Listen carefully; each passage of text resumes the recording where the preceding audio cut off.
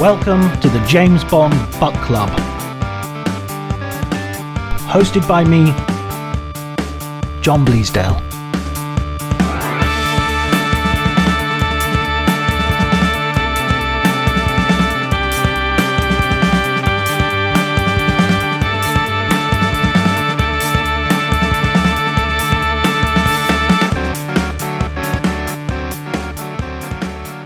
Everybody, and welcome to the James Bond Book Club. My name is Bleasdale, John Bleasdale, and I'm joined by Ross Kai Ross. Welcome, welcome, Ross Kai Ross.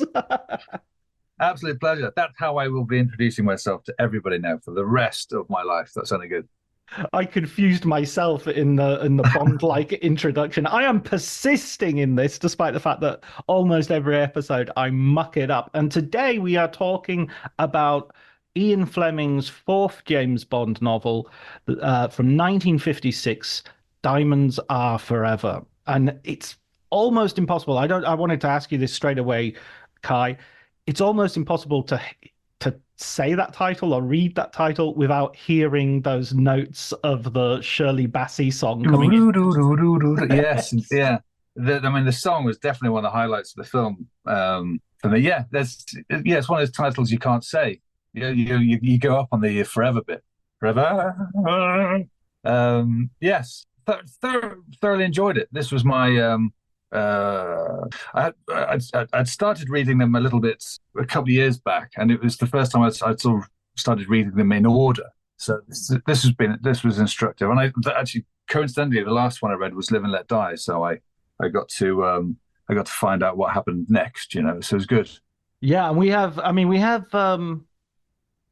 Do we have Moonraker in between Live and Let Die? Yeah. But this was the what you get to sort of meet Felix Leiter sort of after, and it's things like that, and then it is things like that. There's a sort of vague mention of events of Casino Royale, and you start to realize, yeah, God, you really do have to read these things in order.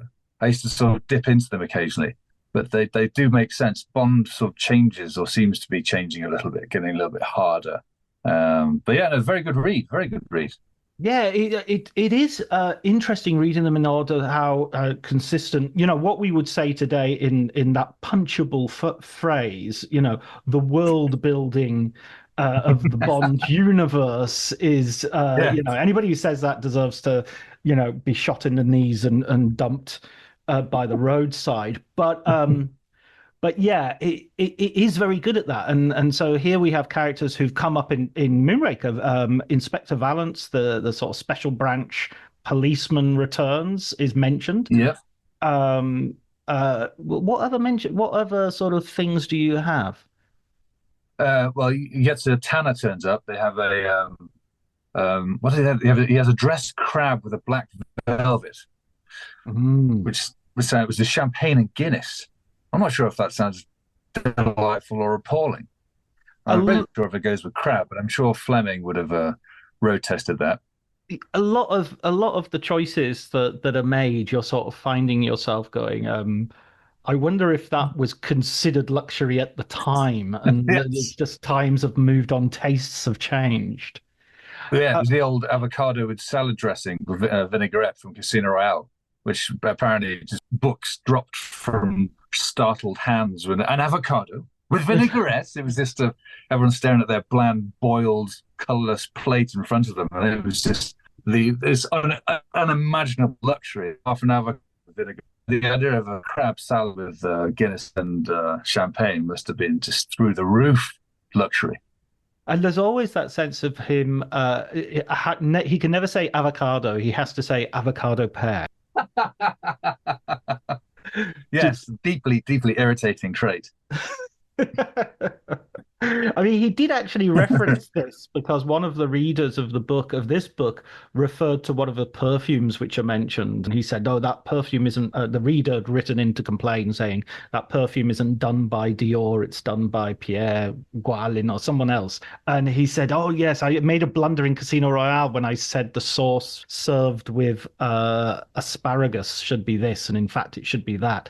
And Fleming said, "Next, I'll be giving the next female heroine green hair or something. He's kind of he was kind of quite happy to sort of take some bruises from his readers. Well, that's good of him. Yes, read a thing last week from Charlie Higson because he's just written his paperback of the His Majesty's Secret Service has just come out. So he did an interview, and he was saying apparently that those kind of elements like what type of perfume and what specific type of thing, he left those blank, and it was his agent who was very much a sort of a man of luxury would sort of fill in these gaps. I think you'd be having Chemin de Fleur. This would be, Right. yeah. I think it's Bollinger 42 would be. So Would be it was that preferable. exactly. Yes. Could you fill those in for me, please? I just put champers. It's not good enough. I mean, that reminds me of Noel Coward's famous stories about going to eat at Anne and Fleming's in Jamaica and it being absolutely appalling. It was literally they would set, they couldn't boil an egg. You had to basically, make sure you'd eaten before you go and try to sort of stow any food that they give you in plant pots up because it was just so inedible. So he My was God, good yeah. at maybe dining out, but otherwise he didn't necessarily have an educated palate. Yes. Well, I mean, famously, his famous meal is scrambled eggs. I suppose that's probably the only thing Ian Fleming could cook because he writes about the cooking of procedure of that with the first-hand knowledge. But I mean, the scrambled eggs, no matter what type of eggs he was trying to make, scrambled eggs Yeah, was always the result. I asked for that's it. poached. Well, it's Bond tried to tip his boiled eggs into the scrambled eggs into the egg cup. He failed. precisely. So we begin this book with a sort of a throwback to Ian Fleming's reportage as he Mm. sort of this very much reminded me of the films, this sort of sequence. I mean, I know partly because it's the one part of the book which is sort of reproduced relatively faithfully in the film, but it's also, or at least partly, but it also just feels like that sort of pre-title sequence. Yes, the all the stuff with well, is it Sierra Leone? It's Well, his French. repertoire was from Sierra Leone. It's this kind of what is an actual is it what they tend to do these fictional African wild geese countries, or does he actually go to a I think it's French New Guinea in the book. I'm not sure. My geography is not very good, and of course, with times changing, names would change post-colonially as well. yeah, So I think it's French New Guinea, which might well now be have another name. yeah. I mean, yeah, I was sort of I thought, oh, hello, this is pretty much exactly along the lines of the book here. Mm. It's the same thing. I mean, the methodology of actually moving the diamonds via the crooked dentist is taken this basically completely from the book here, and Right. that was interesting. And those passages did have a sort of they felt like he was just he clearly been there. I'm still not 100% sure if he ever went to Vegas because I couldn't. It starts to get turned into more like something you'd read from a travelogue. But those opening scenes are very. You can feel the temperature. You can feel the sweat on everyone, and it's a good start. Yeah, he actually wrote a book called The Diamond Smugglers, which was sold by Pan. It was a non-fiction book, and on the cover it has sort of like a James Bond-like adventure that's true! Exclamation mark. So they definitely tried to kid people into thinking it was a James Bond novel, even though it was a non-fiction account, a diamond smuggling operation. The actual diamond smuggling is coming out of South Africa, even though the helicopter is being met in sort of bordering country. And I sort of think it's the character of the dentist is kind of an interesting little sort of thumbnail sketch because he hates the scorpion and he's sort of saying, "You black bastard," and there's sort of this weird, given what South Africa is and given how exploitative Mm. this whole trade is, you can sort of feel that he's all the racism of the system is actually inside this dentist. Yes, yes, he's not a very lovable character, but I don't know, it's quite encouraging. You expect a certain amount of political ambivalence in sort of 1956 mainstream pop literature like this, but he's Fleming's clearly setting up. I think all the things that he doesn't. He's very much a villainous character because of that. He doesn't really have. I think he's only in it for that opening, isn't he? It's like, I don't like this. I don't like what this man represents. Yeah, and he'll come back right at the very end, but yeah, it's as a Oh, epilogue chapter, sort of concluding as they close up the pipeline. And Bond is there's a beautiful bit where Bond first comes into the novel with M, where he's trying to put the jeweler's glass into his yeah. eye, and M's like, "Screw it, Bond, don't shove it," and it's like. I'm not sure if I'm being too innuendo-y about this, but it does feel a bit carry on. It does feel a bit, I'm Um, sorry, sir, I can't get my end away.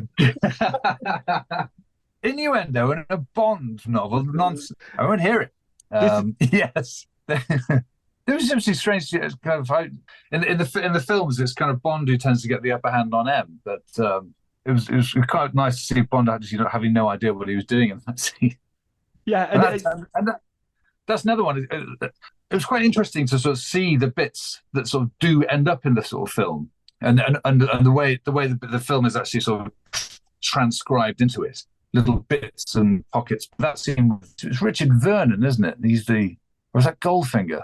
uh Oh God, yeah, Richard Vernon, I think, is Goldfinger because he also turns up like in A Hard Day's Night, and in that John Higgs book about Bond and the Beatles, there's this yeah. idea that It was about he could be getting off the train of A Hard Day's Night and going straight into brief Bond about Goldfinger. yes, and yeah, being remarkably old for an incredibly young man. Yeah, well, he's like 26 or something. Well, he's been playing some people in their mid 50s for about 60 years. But Permanent yes, permanent middle age. So we have the sort of the whole story, the mission, the laid out by M at this point. Unlike Moonraker, I think there's a sense that with Moonraker we got to know a lot about Bond's routines and his domestic life in London. mm, This one feels very much like it wants to break out of London as possible and go back to perhaps a live and let die town. yes. Well, I guess he's have it. You do spend a lot of time with him in Moonraker and all that. This kind of the thing you never ever see in a film, which is him and his desk, just going through sort of the paperwork and things like that. The actual the slight tedium of being an agent. So I think Fleming probably thought, well, I've done that. We don't need to do that again. So he's straight in. There's a lovely little bit where I think he's getting packed ready to go off on his mission. He's listening to what's the record called? I've actually looked it up. It's called Echoes of Paris because he's listening, and then La Vie en Rose comes up. So he actually skips that one, I think, because it just reminds him of events from a few years back, which is clearly the Vesper issue. And Yeah. it's literally one line at the end of a paragraph. But it sort of conjures up that sort of you can suddenly when he puts little bits of music into the thing, you suddenly get transported back to yes. You have to almost. I find sometimes I have to remind myself it's in the 50s because you're still seeing Sean Connery in flared trousers and stuff like that. So it's a nice reset. I think you're absolutely right, and I like that. I agree with you totally about that. I mean, Fleming was very, very vocal about this idea that he wasn't writing a character. Bond was shell shape, and he was surprised that it was so fascinating. He wanted him to just be a function, a blunt. Mm, And I think that, like many writers who talk about their creation, I think he was talking horseshit. mm. Because I think from the very get-go, Bond is a really complicated, fascinating character. He's always much more than just this sort of empty killing machine. And I think actually in this particular novel, he spends so much time reflecting the morality or otherwise of killing. Yes. He's actually sort of like at a certain point he actually keeps score. How many have I killed so far? And he kind of feels bad about it and has to rationalize it. Oh, well, people are killing people with motor cars all the time. Go through a whole process. Well, I mean, the novel's kind of written. Fleming puts this into his head for most of it. So you can't do that with just a sort of an empty vessel. If he thinks about something, if he feels bad about something, if he's angry about something, those are the building blocks of the character himself. And he's much more. I mean, just having I haven't read all the Bond novels, just the ones I've read. He's not in any way this kind of heroic, pervious bullet soup. He's filled in a lot. And he kind of always seems to be asking himself a lot, why am I doing this? How much longer can I possibly do this? Do I enjoy this? Why am I doing this? Um, and he seems very vulnerable. The way he falls in love with girls, he seems to be very sort of like he gets quite puppyish. He's when he's talking about solitaire and living like die, it's how a teenager falls in love with a girl. It's so all these things make him he's genuinely fascinating, I think. Yeah, he has all of these. I totally agree with you. He has this entire sort of like Andrew Tate like macho. I won't, girls don't interest me that much and not everything kissing, yuck. And then the minute he meets a girl, it's like, do you think she fancies me? Could you, Felix? Could you ask her? Yeah. Do you like me? A, B, yes, C, no. Uh, and of course, in Moonraker, and I mean, this is the fourth novel, and the first three novels, he is rejected for other men in the first novel and in the third novel. I mean, the third Mm. novel, it's just like perfect. It seems like, oh, I met her, she's great, she's wonderful, she's active, we like the same things, we're going on holiday together. What do you mean you're getting married? I bought you a ticket. You could have told me this before. And it's and as you say, as a sort of puppyish teenager, there's a sense of like, oh, poor James Bond.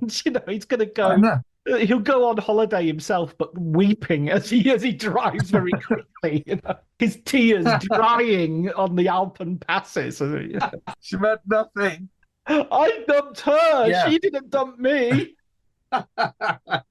You see, that's why it's so relatable. Because that sounds like most of my youth. I mean, I think this also goes with the whole fact that and this is an idea that is growing in my head the more I read these one after the other in close proximity, is just how sort of crap a secret agent he is. And so you have this huge sort of self-confidence, this sort of partridge like, knowingness. Oh, this is how you do this. This is how you do that. All of his opinions are fully, and then someone will say, "Oh, I think we're being followed." And you're like, why would anyone follow us? It's just like completely dismisses it. I think that might be, the enemy. Or in Casino Royale, they say, somebody's listening to our conversations. What? That's hardly fair. That's sort of like, it seems astounded by the possibility other people might be spies as well as he. Yeah, no, it's no, I kind of warmed to him of the last ones. Yeah, he's definitely relatable. So we meet Tiffany Case. Yes, very much more interesting in the book than she is in the film. I have to say, no Yeah. disrespect to Jill St. John or Jill St. John. Oh, that's No, a St. John. yeah, I think so. Yeah, St. John as a first name, St. isn't it? John. Yeah. Yeah, she's absolutely fascinating.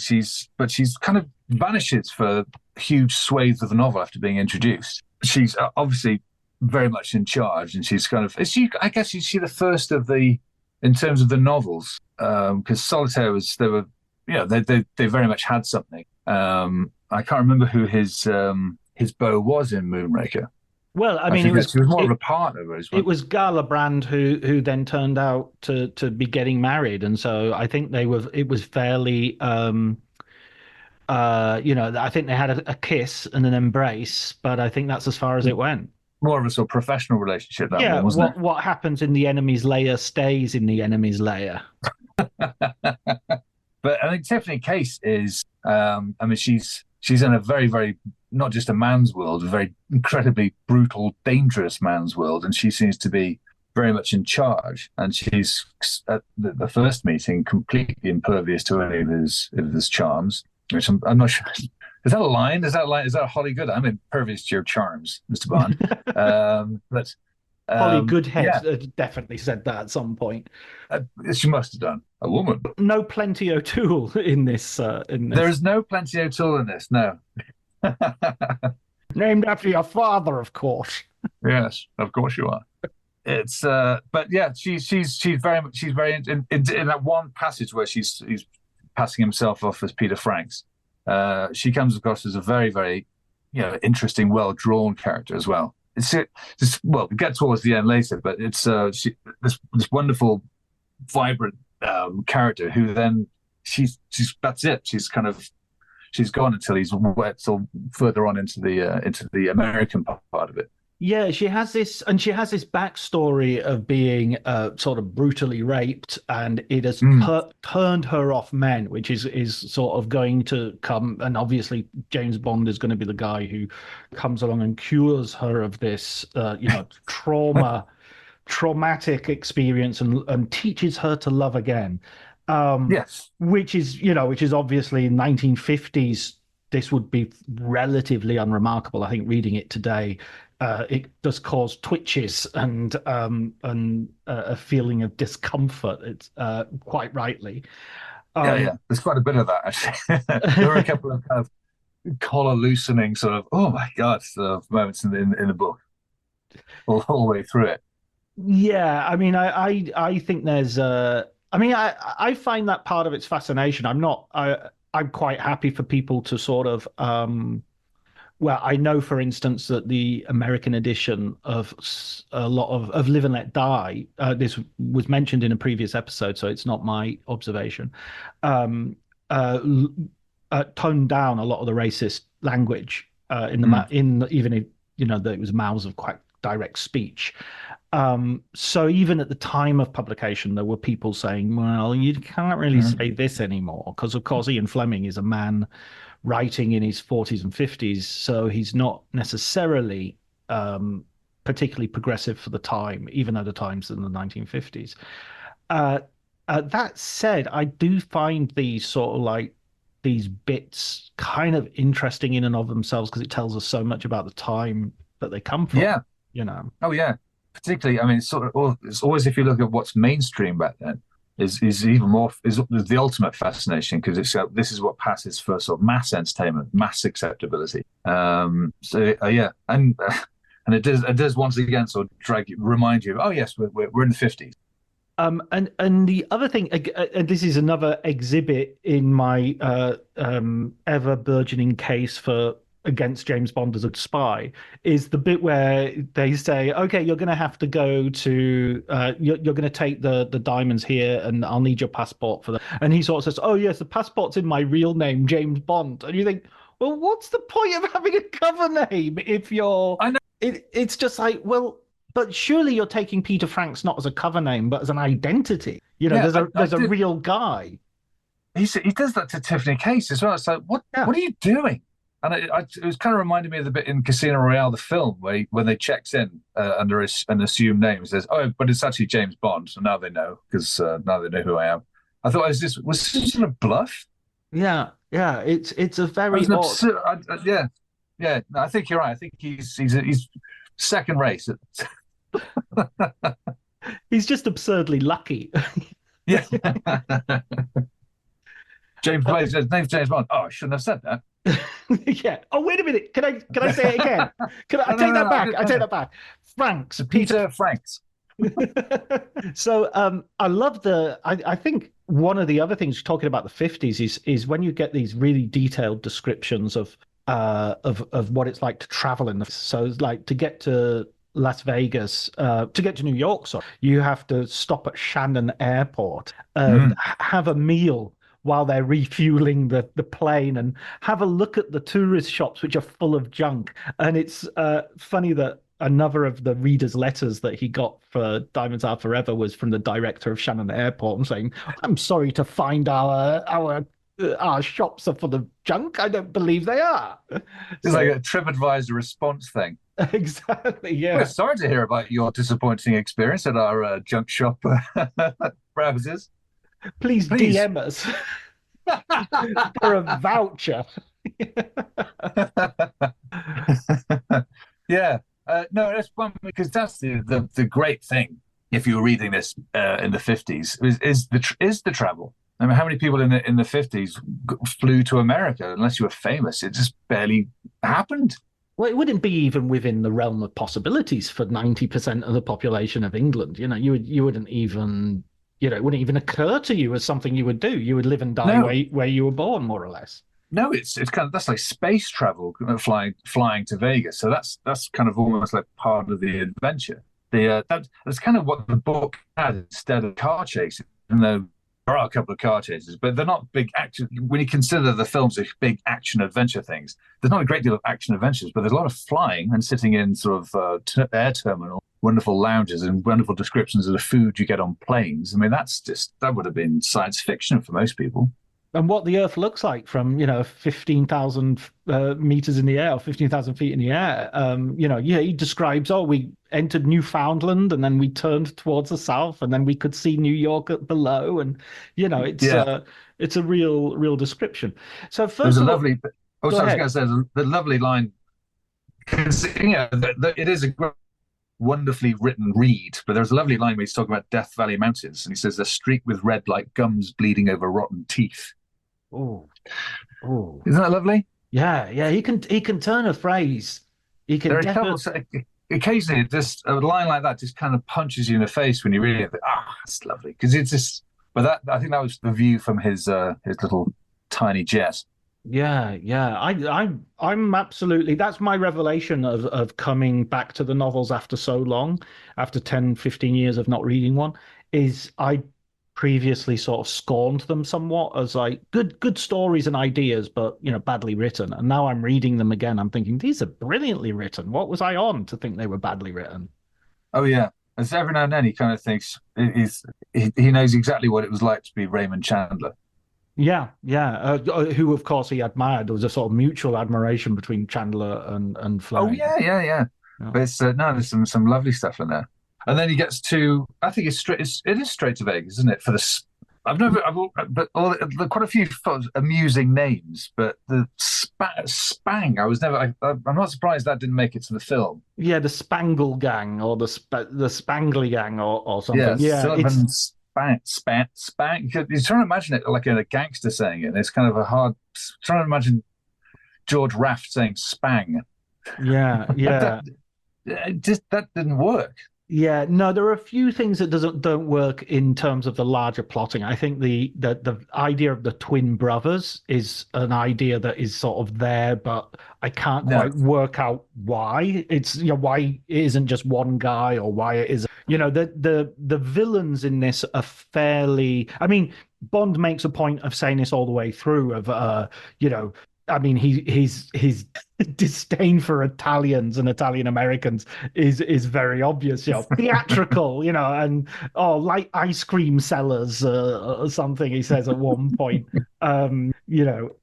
so there is that. He does go to New York first to deliver his diamonds, and then he goes to upstate New York for yes, racing, which is full of good money. And you have one of the scenes, which I think is sort of like a quite an iconic an influential scene for the films as well, which is Bond taking a mud bath. yeah.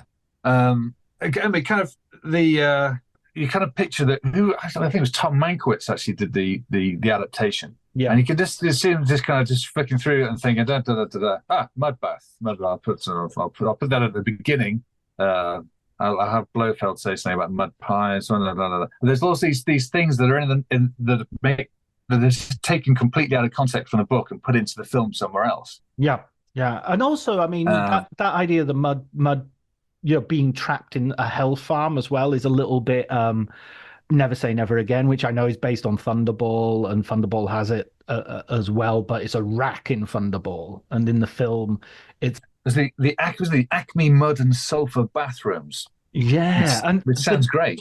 but the description of that is really interesting. It's just so like again, Exhibit B in my James Bond not is not very good. He agrees as a favor to Felix Leiter to pay off the corrupt jockey, which is obviously really gonna compromise his status as an ally of the gang that is doing the gang a dirty here. So he agrees to do that. Then he gets to the mud baths where the exchange is going to take place without any detailed instructions on how to actually do that, and starts going, oh shit, where am I going to leave the money? Where have I mean, I'm Yeah, stripping off naked to go in a mud bath. Am I supposed to put it in the safe, put it in the locker, leave it with my clothes. And he just ends up rolling it up in his clothes. It's just like, surely you should have asked a question about this before, I mean, it's quite a lot of money.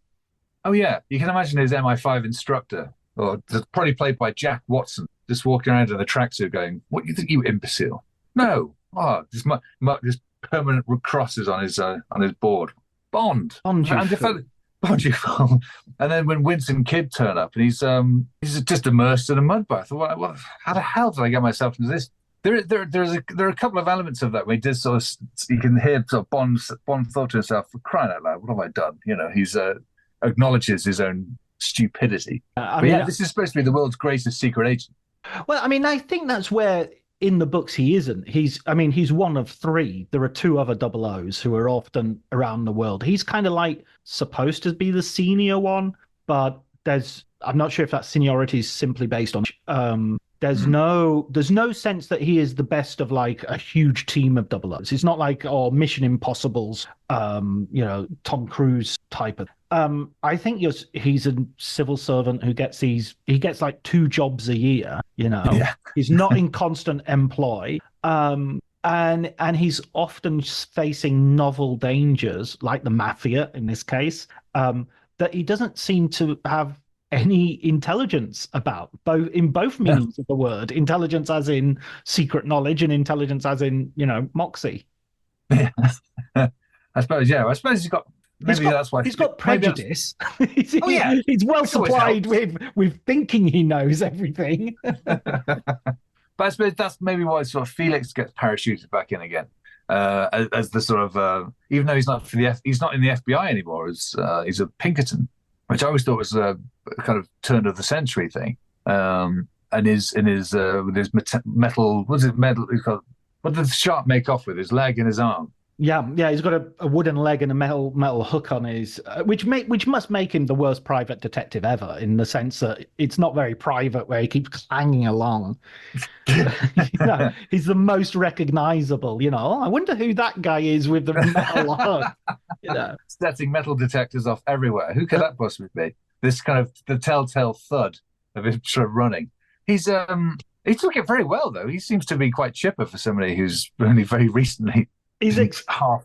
Yeah, do you think on that the first time? Yeah, it's one of those things. I got a hook, though, which is nice. which I came did in. read somebody actually said I have on Twitter. Somebody pointed out that in the novelization of License to Kill, it was John Gardner, who's very very good, but he tried to keep it within the Flemings this kind of Flemings timeline. So when it happens when it happens to Felix again, it's already happened to him. So the shark actually sort of ends up biting off his prosthetics. But you can imagine her going, for Christ, twice? What are the Again with the chances? sharks? What are the Jeez. chances? Although it is a law of statistics that if something happens to you, then the chances of it happening to you once, sorry, the chances of it happening twice are actually quite. If you get stabbed, the chances of you being stabbed again are relatively low Oh, yeah, I'd like to think. because obviously if you get stabbed, you live in an area where stabbings happen quite frequently. So suddenly you're in a smaller group than you are. That's But probably what Felix was thinking as he was being exactly. mauled for a second I time. need to change my lifestyle. I need to stop standing on trapdoors. Yes, I need to move into something more secretarial in nature. Yeah. I mean, the Pinkertons as well feels like a wink to Dashiell Hammer, another of the writers. So Pinkertons get something of a good write up here. Mm. Along with J. Edgar Hoover gets a mention as well, which is always Yes. interesting to sort of like, wow, yeah, he would be a contemporary figure. He would be someone who potentially reads James Bond novel, like JFK will read From Russia with Love, the next novel in the series. Yeah, yeah. He's well, I suppose maybe Fleming thought it might be an idea to sort of maybe he suspected that and thought, well, let's put in a little good word Yeah, who knows? Who knows? Next time with I'm J Ed. arrested, next time I'm arrested, DUI which is the only way I can drive because I'm constantly drunk. Um, at this point as well, there's another of these moments which happens.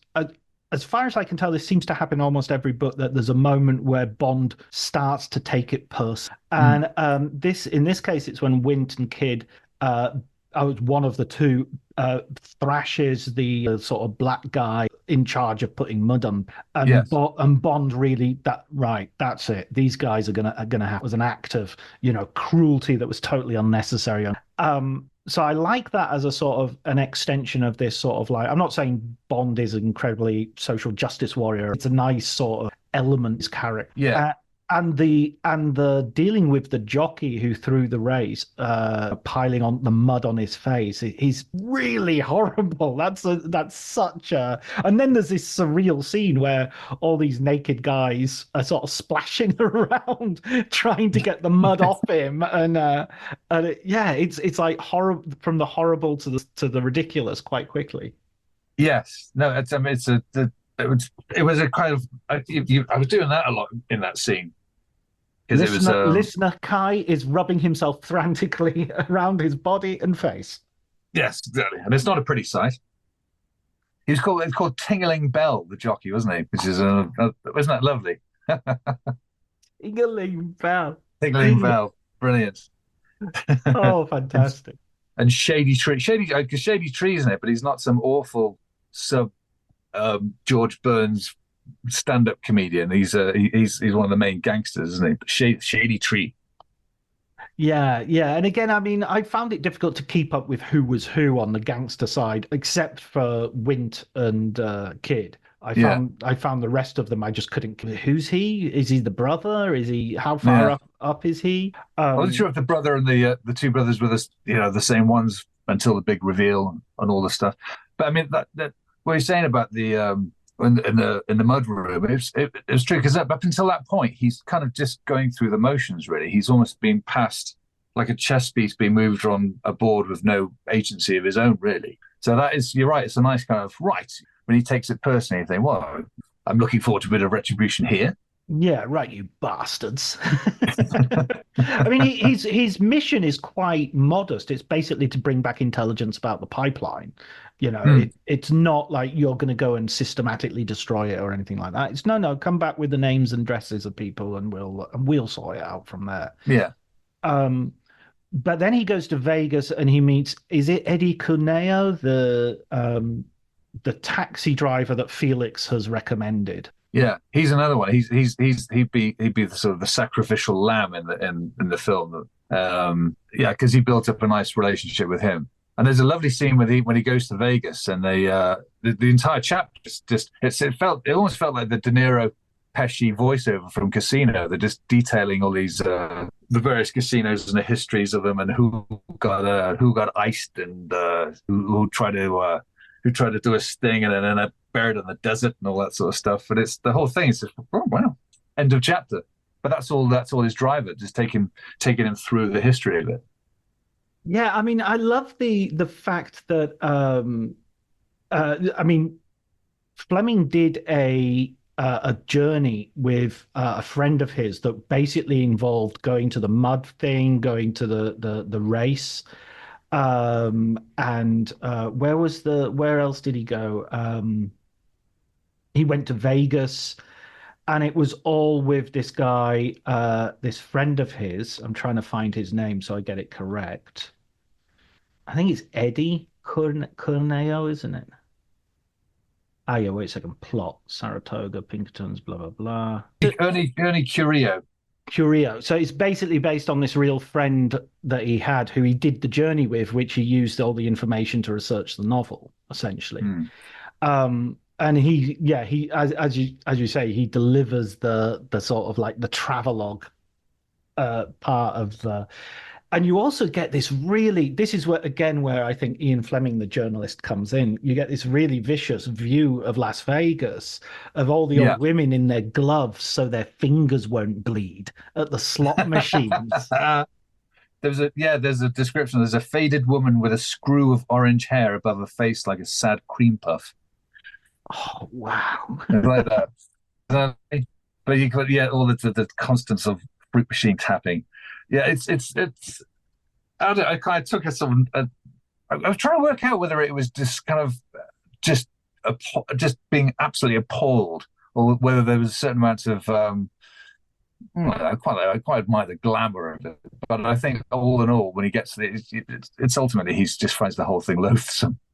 Yeah, I mean, it's funny because our view of the films is that it makes casinos look amazing. And Pierce Mm, Brosnan walks into a casino in The World Is Not Enough. It's like, whoa, here we are, or Craig or whatever. But in almost all the books, casinos, including Casino Royale, there's a sense of these places are kind of grotty. They're kind of, and people are here just because they grew up because of any like I love the chase of of the game and things. So in this situation, when he goes in, there's a brilliant thing where he arrives at his hotel and he walks through the area and they're all in their swimming clothes. He says something like, "Many of them are in the bathing costumes that their bodies were wholly unsuited for." It's just like Bond, you asshole! Stop body shaming people, but also yes, but yeah, actually, that's exactly what I'm picturing as well. yeah. I mean, Um, straight. How old? I mean, how old was Vegas then? It was only Bugsy Siegel was sort of was it it was only the 40s it was started to get built, wasn't it? that's a really good question. I'm pretty sure it was. If this was written in '59, it would have been almost like going to sort of, we're like going to Milton Keynes in 1987. Yeah, I mean, it was founded, which presumably means right at, without any sense of it being necessarily big at all, in 1905. So, I mean, that's like when somebody hitched a horse to the side of the road and said, "Okay, I can't go any further." Yes. 1931 was the pivotal year for Las Vegas. Um, it got its first proper airfield in 1941. Yeah. Oh, Um, so I guess by 1956, it's kind of hugely established as this. But I wonder if it's hugely established as this kind of place of entertainment and liberation where you can win a million, or if it already started, if it was already viewed as this absolutely vile, hideous sort of Sodom and Gomorrah type place where you just go to lose everything, I mean, and obviously it's full of gangsters. yeah, I mean, it's obviously when Bond takes his trip with Ernie, it's mostly to look at the neon, to look at this Mm, splendid sort of, I mean, he talks about it being, it makes London and Piccadilly Square look like nothing. It's Times Square. He says it makes Times Square look like nothing. There's so much light and so many displays and everything. But he mm. also becomes quickly, I don't think he takes to it at all, or is particularly impressed, other than for this sort of strangeness. Yeah, Um, he does refer to it as ghastly glitter. yeah, That, exactly. that kind of sort of seems up. Yeah, want to get at it. Yeah, yeah. And then there's this so basically he has to win the money instead of being paid, he has to win Yeah, the money that he's earned, which the horse race didn't crooked race. work. Yeah, it was a crooked race at the beginning, and then now it's Tiffany Case dealing blackjack for him. And as Bond often does, he sort of pushes his luck and goes and plays roulette as well. Yeah, well, that's. I thought that was quite an interesting point because, like I said before, up until that point, he's simply been moved around, and he's not actually sort of having any initiative whatsoever. He's just kind of, they want you to go here. Okay, I'll go here. Right, you need to place this bet here. I'll place that bet here. He's not doing anything, and I'm not sure whether Fleming was aware that actually he's not. He's really not doing a thing here. He's not detecting anything. So Bond himself actually sort of thinks, screw this, I need to get a reaction here. And he's supposed to sort of take his winnings, but he blows it on the, or he wins even more on roulette. And that's what gets I think he wants to get Spang's attention, doesn't he? It's a Absolutely. curious. Do you find the whole sort of, right, in order to get paid, you need to put this thing on, we're going to have a crooked, why not pay him? You're diamond smugglers, just pay the guy. Yeah, you Just, just have a better system because it seems like for your own safety, telling him about various crooked things is actually giving him far more information.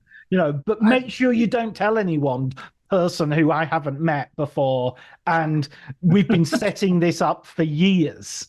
You know, we've been working on this scheme for months, but you who've just arrived off the plane, I'm going to give you this as a way of paying you. Surely it would have been easier to have just given him the money, which was much less than what you It's were like two risking. grand. I know Yeah. it was quite a lot by then. It was like, but you're gangsters. Are you worried about the books not looking right? You know, it's kind of let's just stick a load of money in a bag and give it to him. You're, It, you're surely you're loaded. yeah, there must be other ways of sort of like, I mean, you must be used to giving people illicit amounts of money, not declaring it to the tax man. Do you do this when you're sort of getting paying off sort of crooked politicians? Okay, Yeah, you're gonna yeah. go down, you're gonna go down to Vegas. You're gonna put on this suit. Now we're gonna give you this money. You're gonna give it to this guy. You're gonna win. No, I can just pay you. No, no, no, no. No, but it's almost like saying, look, instead of paying you, what I'm going to do is tell you a bank where the money is and give you a gun. And you go into the bank and you rob it of the money, but only ask for the amount of money that I owe you. And that's how I'm going to pay you. And it's just like, Yeah, well, and you got to do it on Tuesday because that's when Roger's our guy. If you do it yeah. on Wednesdays, he won't know what you're talking about. But it goes on this whole the ploy with the horse race. He's just said, my God, is he not? Jesus, pay him. And it's a 20-page event. And when, and Which the And when it doesn't work out, they don't suspect him as the latest person to have had that information. They just go, "Oh shit, that didn't work out." Okay, I tell you what, go to Las Vegas, go to this table at this time, and we get yeah. It's almost like when a writer doesn't have a plot, he just has places that he wants his character to visit. And so yeah, he's just got to find out a way of getting from A to B to C to D, which in a sense is what almost all the movies end up being. It's just like we don't really have a story, but we want him to be in Norway, and then we want him to be in Africa, and then we want him to be in Cairo. yes, he's And going that to have to get involved in a snowplow at some point because we booked one, and this particular bridge is going to explode. So he gets there. You work out how. Yeah, exactly. Yeah. No, I mean there's those I think that's the format of writing Bond movies since the 80s. They've Yes. just we want a Rio de Janeiro bit. Yeah. Because we've got to deal with the government and they've giving us tax breaks. And we want a Venice bit where he smashes up, all the Murano glass in the clock tower and a I know. pigeon will look at him twice. It's still a masterpiece. Yeah, yeah, no, I'm not dissing it. Don't worry, don't worry. So we have our car chase, which is kind of quite brutally done, and there's some good violence in it. Yeah, I mean, I was going to say from this point on, things get right up. They ratcheted up several notches, aren't they? You suddenly get the car chase in his Studlak, in Felix's Studlak, which seems to have a few kind of goes through it sort of Q style, these devices and whatnot, which ultimately mean it can go about 90 miles an hour, which Jesus, but could which you back even breathe then at that speed? Can you even breathe? Surely the oxygen would be ripped from your lungs. I was just passed out in the back. But that's that's the kind of that's the precursor to the Lotus. Is this car that can sort of do anything up to 90 miles an hour, I think. But that's I think that's what he's in when he has the chase. Yeah, yeah. So the Studlaker is like the body of a Studebaker and the engine of a Cadillac, or the other way around. No, I think that's the one. Yeah, Right, right, that would make more sense. Cadillacs have better engines, I think. I could be right. wrong in that, but I don't know if they Yeah, ever came on. I'd imagine Sony, if this was any kind of car manufacturer, would have tried to have made one on the back of this because it sounds amazing. yeah, yeah, exactly. Despite potential problems with licensing and whatnot. Um, so then, as you say, the gloves are off, and the gloves are off in the sense of everybody knows where everybody is more or less in terms of their loyalties and whatnot, but also Hmm. the actual story just rips ahead, and we have and he gets taken out to Spectre Town, which is Yes, a brilliant introduction of the word Spectre into the James Bond vocabulary. yeah. The Spectre Mountains. Are they real? Oh, I don't know. Those- That's a good point. Yeah. That's a good point. I should Google it immediately. Um, I mean, now this makes me think of a sort of bigger right. Yeah, there's a Spectre range of mountains in Nevada. Yes, absolutely, it is There we real. are. There you go. I wonder if, yeah, I wonder if this was that word just stuck in his head because it's such a wonderful. I'll have that once we Yeah, get rid of the Smersh thing. and yeah, and it's sort of like I like the double meaning of the ghost town as well that he's obviously playing with.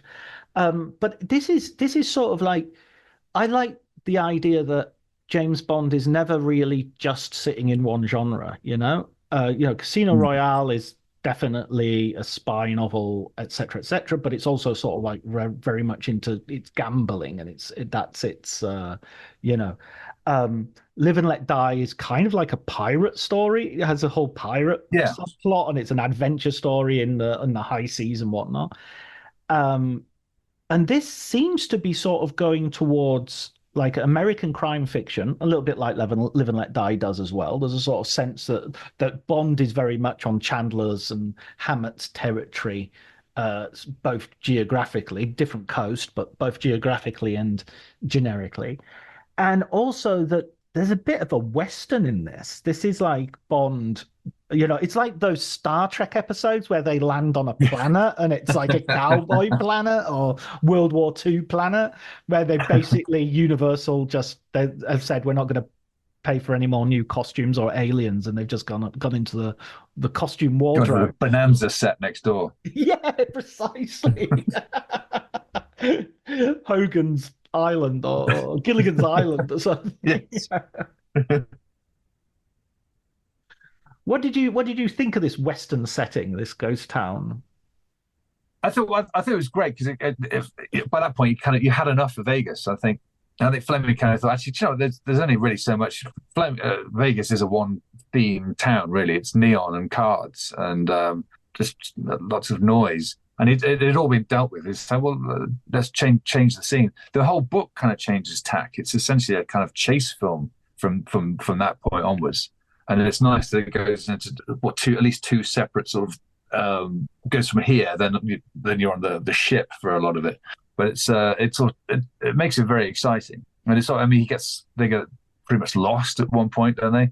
Yeah, And it's the first time he's kind of out of the wilderness, and it's a completely different, the opposite setting to Vegas because you've gone from this very claustrophobic sort of man-made everything's false into, like you say, cowboy territory where there's absolutely nobody about.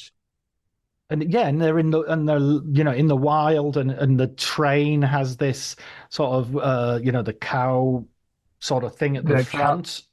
yeah, What's it called? the cow horns or cow catchers. Yes, that's right. Yeah, which sort of pushes anything out of the way of the track, um, and stops the train from being derailed.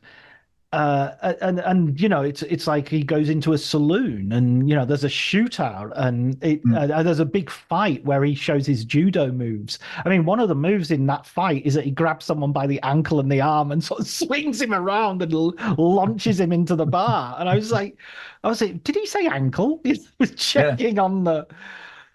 So I read that and I was like, actually the guy must have been. It's got you're almost having to listen. Bear with me. I just need to grab your ankle because I need to pick you up. Just please don't wriggle or anything.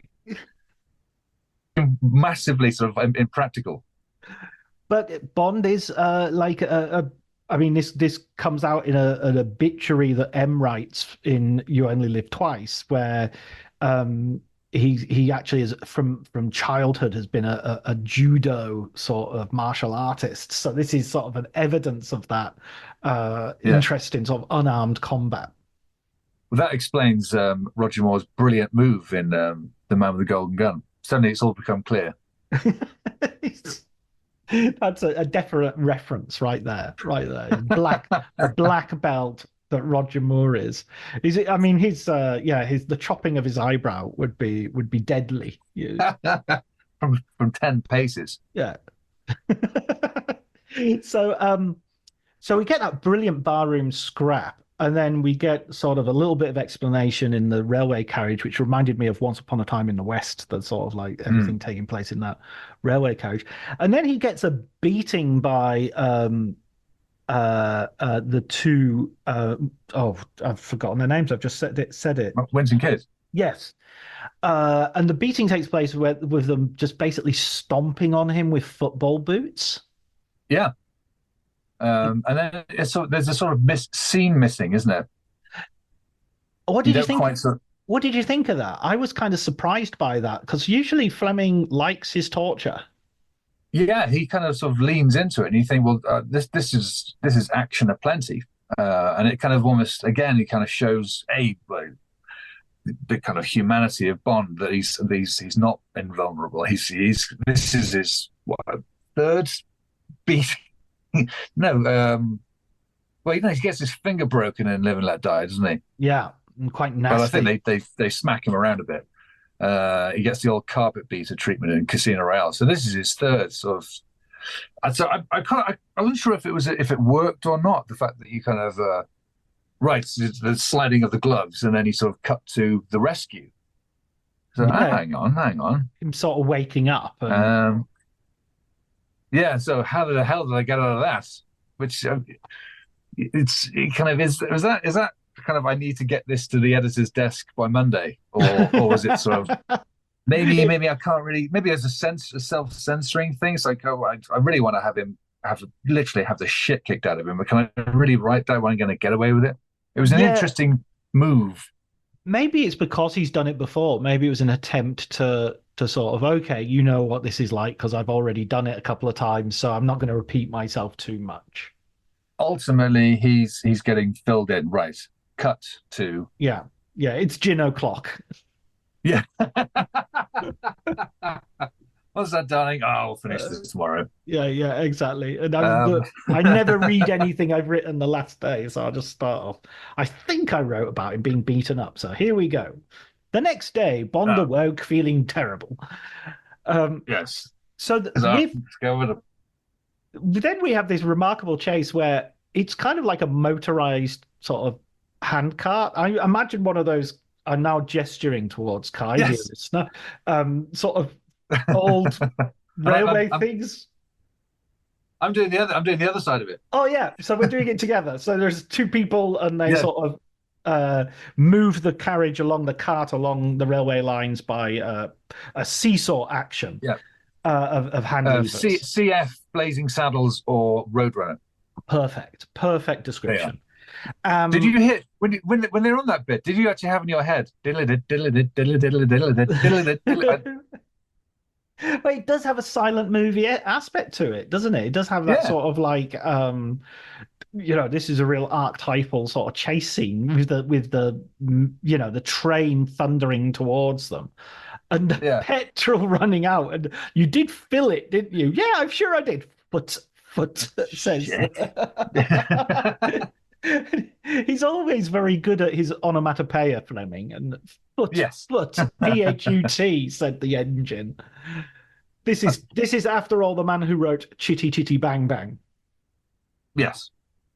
And we should say, of course, that it's Tiffany who's been doing the rescuing. Right, a definite role reversal. I mean, I would say role reversal, but it's kind of been Tiffany who has been much more active in this novel all the way through. Mm. But this is the point where she's obviously through the sheer tyranny of his charm, he's winning her over, and despite despite all the terrible things that's happened to him, Well, and also, I mean, but all the terrible things that happened to her. Sorry. yeah, but she's not. She's also thinking, well, I've never been 100% with this gang. I see where my bread is buttered on the other side, so I think I'll jump on this opportunity. Yeah. And yeah, I mean, it's a great chase and a great some great action along the way, especially the sort of the denouement of the chase with them switching the switches, pulling the switches and Mm. sending Spang into an empty mine shaft. Yeah.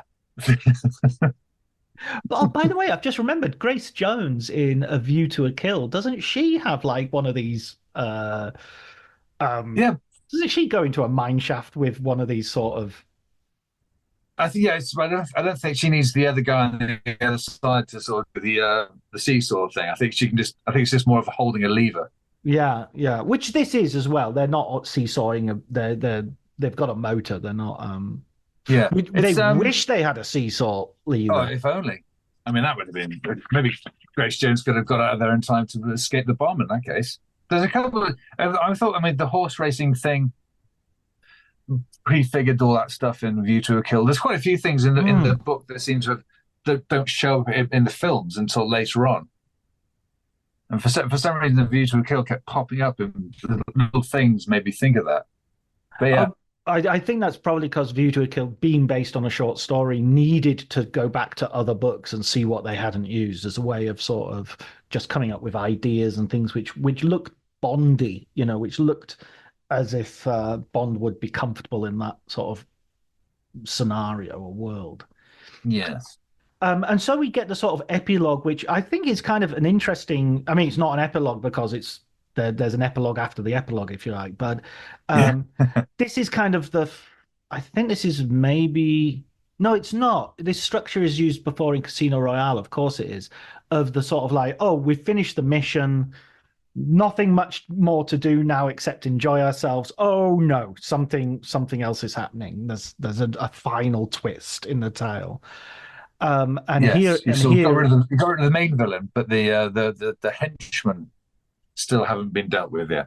yeah, tee hee hee on the train in Live and Let Die comes to mind, Yes, um, and in this case, as in the film, it's the Wint and Kid who are sort of traveling, not incognito.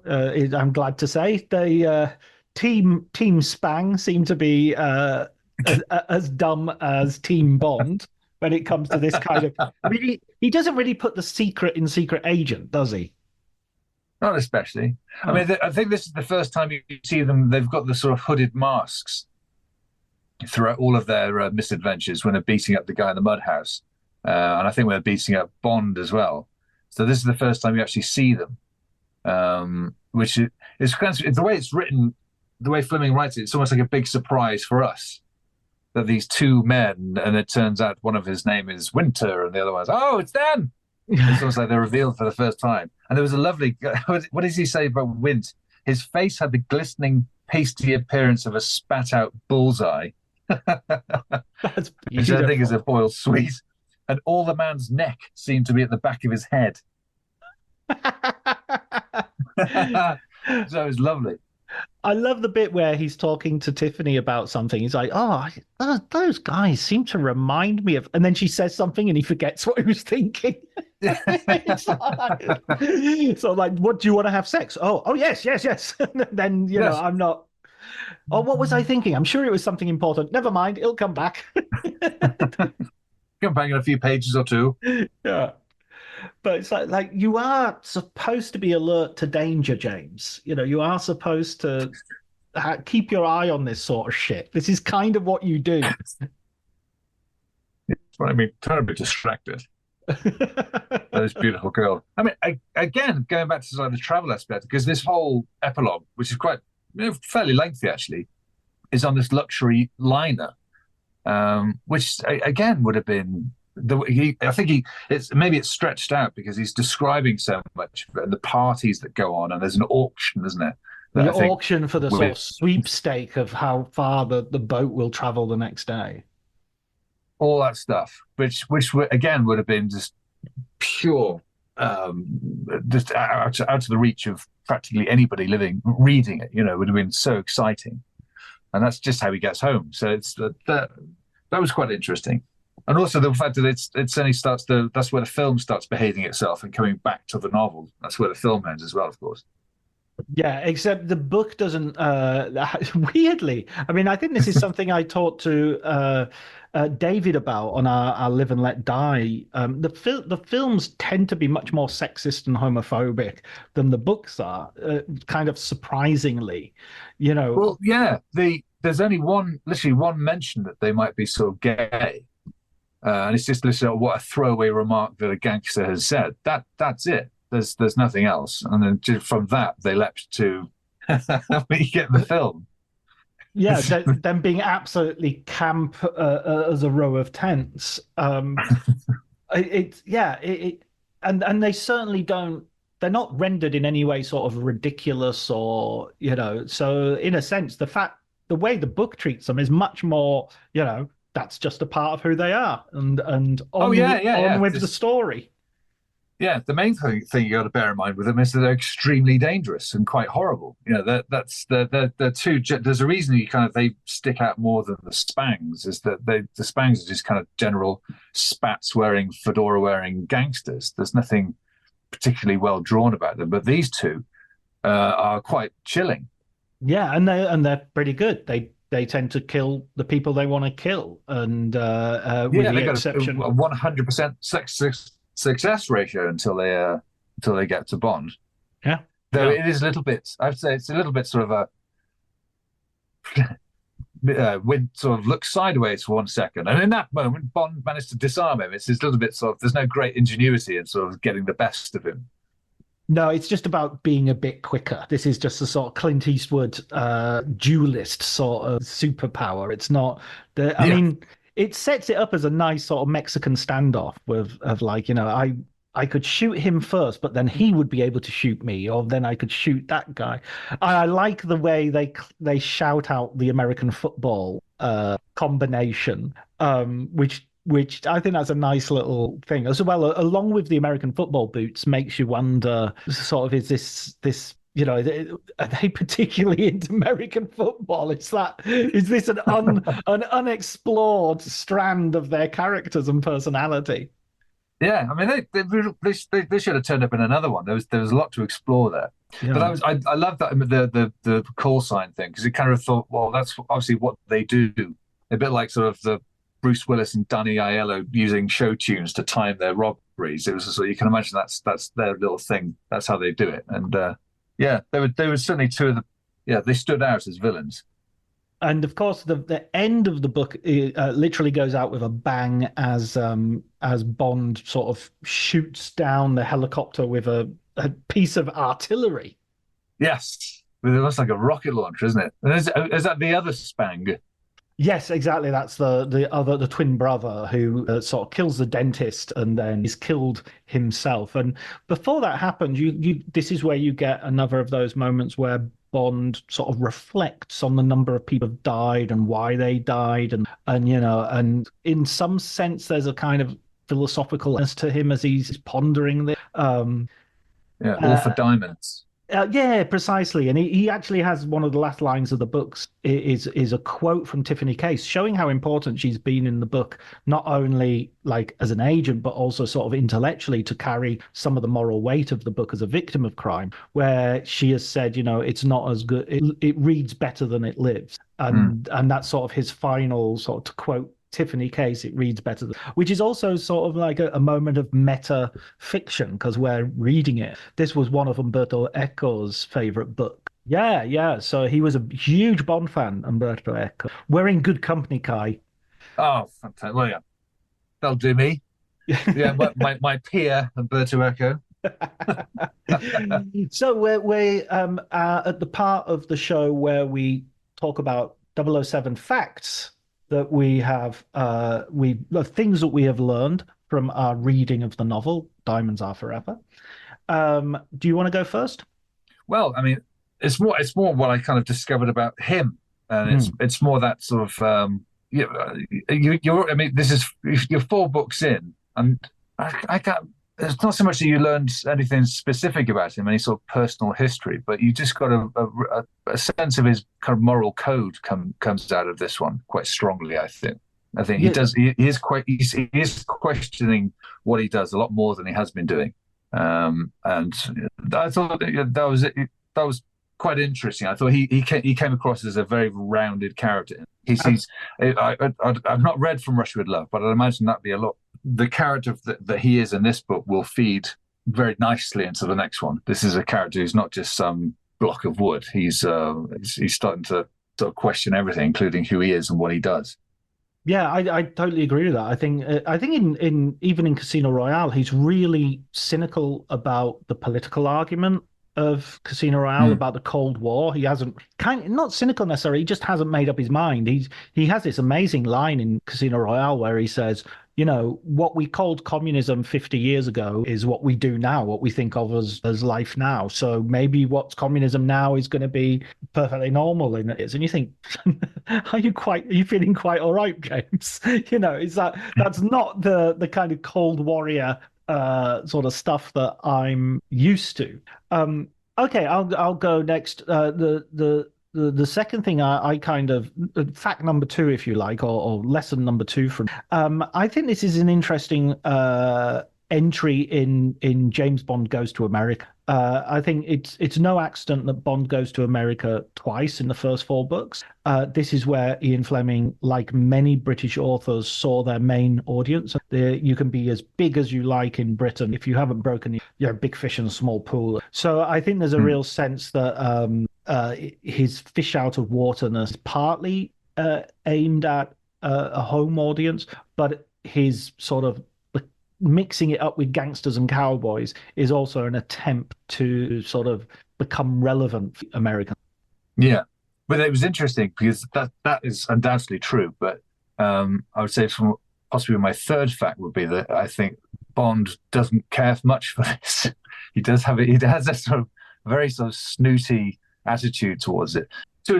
I think for it rather than the people, I think Ian Felix have a genuine, proper friendship, and I think if and uh, that carries on with Ernie as well. I think he likes if he's got a friend, he really likes that friend and he'll get on with it. But some of there's that unavoidable sort of kind of very sort of British sort of club member sort of, dear God, are you really going to do that? Are you really going to eat like that? Ketchup on everything. Yeah. Let me get this straight. You're going to cut everything up first, and then you're going to put the knife down. My God. Which was an interesting take if you're going to try and crack that market. Yeah. I mean, yeah, it's interesting. I think those relationships that he has with, I think you're absolutely right about that. Felix Leiter is someone who is really broadly American as well, and Ernie, Yes.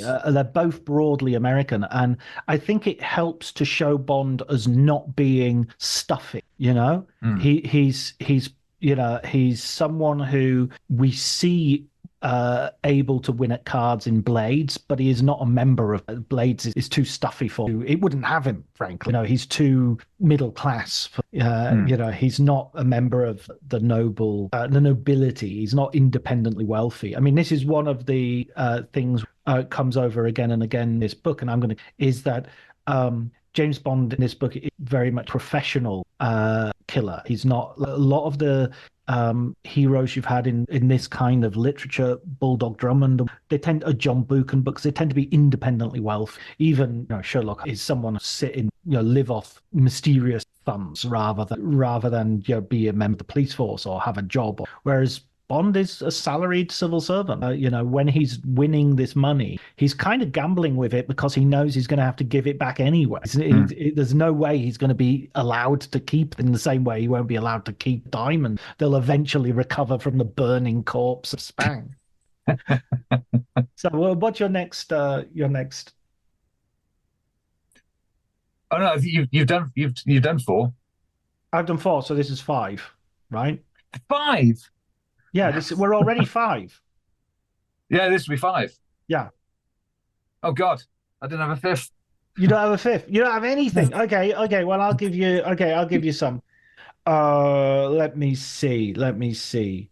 Well, I guess the thing that we said earlier about genre is an interesting. That feels like something that the books are still playing with, are still going into different genres, and not just sticking with the secret agent genre. It's quite happy to go into the Western physically, and it's quite happy to go into the mafia and crime. Yeah. Um, this It's, is I Go was going to ahead. say, do you think it's quite interesting that at this stage he hasn't really gone into much genuine Cold War shenanigans. I think obviously I'm assuming From Russia with Love is going to be here we go, but this is That's a spy. We're right in the middle of the Cold War, and yet he's dealing with like you say, pirates essentially, and drug dealers in Live and Let Die. He's dealing with gangsters suddenly in the next one. Um, I suppose Drax is to a certain well, extent Dax sort of double agent. Dax is German. You know, He's he's a Nazi essentially, isn't he? yeah. Yeah, He's like one of the sort of werewolves. Is one of those who have been left behind and is still fighting the war, even though the war is over. No, I yeah, think let's claim that as fact number six. I think that's absolutely true. There's that uh, Russia is really marginal to all of these novels. I mean, it's there as a shadowy presence, but it's not there as a direct opponent by no. any means.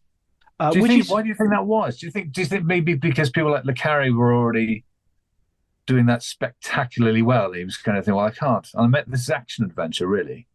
um, It seems a strange kind of a mission. It's like why not? I don't know. I think there's an element that he's been to Moscow. Fleming's been to Moscow. He's actually uh, he's actually. I'm just sorry. I'm just looking to see. I mean, Le Carre doesn't start really writing until the 60s and 70s, so it's definitely not a Oh, case. does he not? I'm sorry. No, no. I mean, I thought he was late 50. Tinker Tailor Soldier Spy is 1974, so Oh, it's scrap that. yeah. I mean, Spy Who Came In From the Cold would have been his first novel that really met was international. 63 was Spy Who Came In From the Cold. I thought he was much. Forgive me. I thought the films were sort of adaptations of earlier books. No, so I think first of all, the Cold War hasn't really started yet. You know, I mean, Mm. it's definitely started even during the end of the Second World War. You know, there's a good argument for the use of especially the second atomic bomb was not to defeat the Japanese; it was to show the Russians that not to go any further. You know, Yeah, in terms of Europe and to give them a good bargaining chip on the table when it came to the post-war reality. So I don't think in the early 50s we've still got that idea that we're kind of grateful for Russia for helping us win the Second World War. So you know, there's still a lot of controversy about attacking Russia. mm. Um, that will, you know, it won't be until you start getting JFK and the Berlin, you know, the Cuban Missile Crisis and the Berlin airdrop that you'll have a real popular shift. And of course, you know, the crushing of the Eastern European revolutions and uh, Hungary being one of the most one of the biggest Yeah, turning points for people who are on the left saying, okay, I can't look at this regime sympathetically anymore. So I think there's an element of that, but I think on a more what's the word maybe banal front, I think Fleming just wanted to have something much more exciting, and ultimately you know, Jamaica and America, and I mean this as well. Fact number seven is the most sort of well-traveled Bond. This goes from mm. Africa, Britain, Africa, and America, and you go, you know, on a flight and you go on the sea in the mid-Atlantic, and so you get a real sense Oh that yeah, we're all over the place, and Bond isn't limited, you know, he lands in Britain and he's immediately put on a plane to Africa, and that's like to Johannesburg, and that's like wow. Um, so I think that if you have it too much as you know he's battling the Soviet Union, well, what does that look like in 1956? yeah. What would he be doing in 1956? That I th yeah, it's more sort of cloak and dagger stuff that wasn't mm, really that that really wouldn't fit into anything that he's done in these first four novels. Yeah, you're basically attacking proxies, with Le Chiffre. Yes. It's not I mean, when did Philby? That So that's sort of was same about 1960. Yeah, so that hadn't happened yet, that all of that hadn't taken place. Yeah, Beginning of the I 60s.